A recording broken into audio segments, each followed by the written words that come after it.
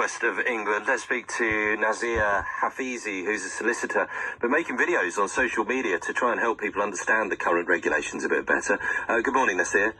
Good morning, Chris. Thanks for having me. Well, listen, thanks for joining us. I just wonder, what parts of your videos and the explanations that you're trying to give are getting the biggest response from people? Basically, it's the videos which explain what people can and cannot do, what police can and cannot enforce. That's basically it. It's every time there's a regulation change, and there's been so many, I've tried to publish short legal video explainers, maybe a minute, maybe 3 minutes, on my social media, Community Legal Education, which is a YouTube channel. Can you explain, because you've got the guidance and the regulations, haven't you? Can you explain the difference between the two? Well, this is, you had a piece from a police officer about saying that you need to follow the rules. Well, the law is in the regulation. Yeah. That is the starting point and pretty much the end point about what people need to know, what police officers need to know about what the law is or is not. So, for example, when it comes to exercise, as just, which is one of the things which is in the news at the moment, the regulation makes it clear that you can exercise, but the regulation doesn't say that you need to exercise within 5 miles or 10 miles or 20 miles or within your region of your home. So the regulation is what people need to know, what police officers need to learn, and it comes back to, I totally understand what's happening. There's over 80,000 people who've died from COVID, but you can't enforce the law if police officers don't know what the law is. You can't enforce the law if some of those laws are pretty much unenforceable. And when you do enforce the law, you have to enforce the law fairly. So you have to focus on what are considered to be deliberate, willful breaches of those regulations.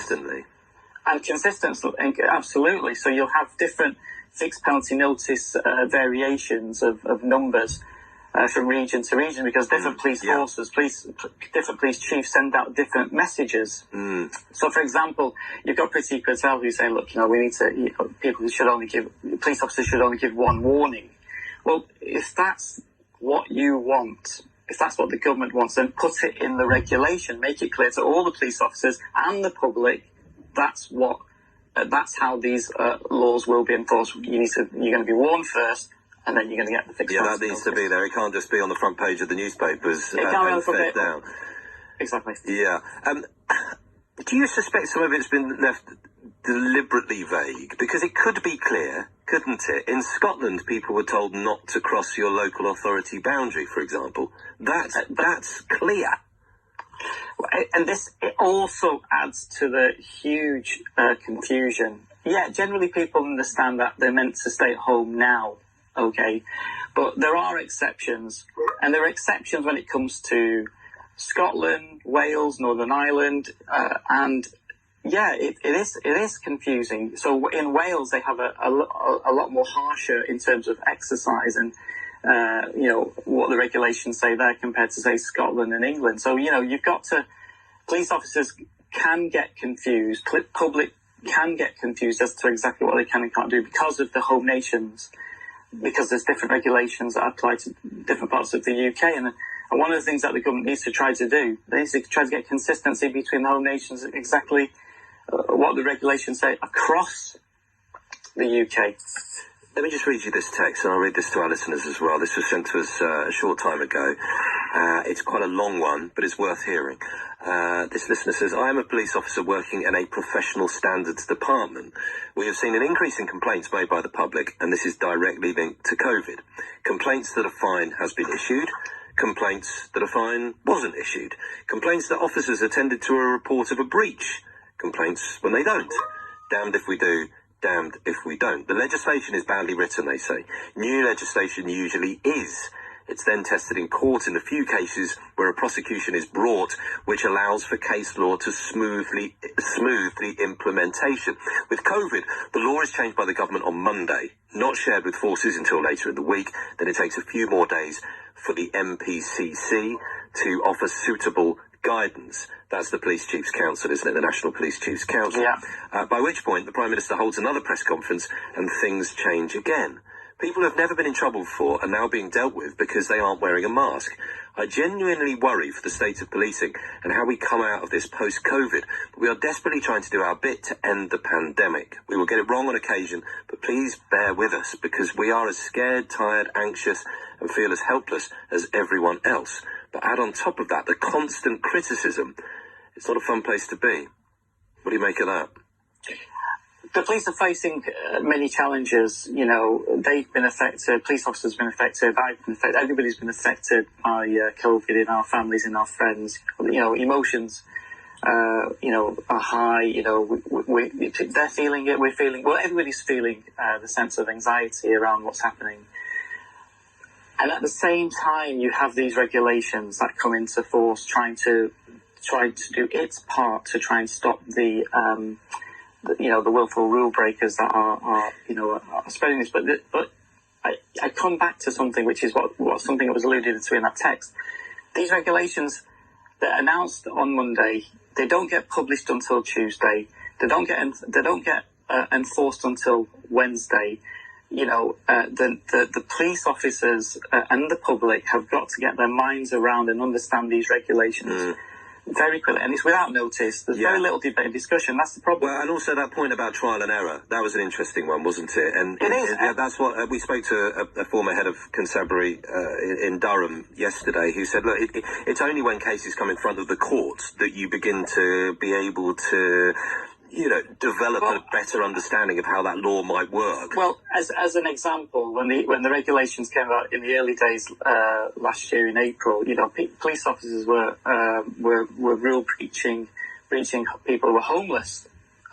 So there were cases in court where I dealt with where there was a stay home order at that time, but obviously homeless people can't, they don't have a home to go to, so they're breaching homeless individuals. So in that situation, it went to court, and obviously sensible prosecutors, when they were made aware of the regulations, dropped the case. But that's the problem. It's quick, it's fast. People don't understand the details of the regulations. It's confused by the government guidance. And it's constantly changing. But then this listener says, stop looking for loopholes. We have a personal responsibility to do the right thing. Stop focusing on the legal aspects. Concentrate on the social responsibility. That's absolutely true. Everybody needs to play their part. Nobody's saying that. But what it is when you start talking about, when you have, say, for example, face coverings, people are meant to wear face coverings on public transport, inside certain settings like shops, etc. But there are exceptions. There are reasonable excuses, and they're perfectly understandable for public who can't wear them because they're disabled, can't wear them because they're lip reading, can't wear them because they need to eat and drink because of their medical condition, can't wear them because they've got severe distress. But then when you have, say, for example, COVID marshals, or you have police officers saying to those individuals who've got good reasons why they can't wear a face covering, we want to see a medical certificate, we want to see a medical note. Nothing in the regulation says that. And in fact, the government guidance makes it clear that individuals who can't wear face coverings don't need to show a medical certificate or a medical note. But so yes, everybody needs to play their part. Everybody needs to understand the regulations clearly. But some of those regulations are near impossible to enforce, and face coverings is one of those examples where people have got a reasonable excuse. Because if you want to move to the situation where things are becoming enforceable, then you need to add into the regulation, okay, if you're going to exercise within 5 miles. Okay. It's written into the regulation. You need to show a medical certificate if you can't wear a face covering. If you want to go down that route of enforcement, then as I come back to it, regulations need to be clear from the public and police. Regulations need to be effectively enforceable. I don't think some of them are. And then on top of that, they need to be enforced fairly. Thanks for your time, Nazir. Appreciate it. No. Appreciate it, Matt. Thanks, Thank you. Cheers. Nazir Hafizi, who's a solicitor today, he's been making those videos on social media to try and help people understand the current regulations.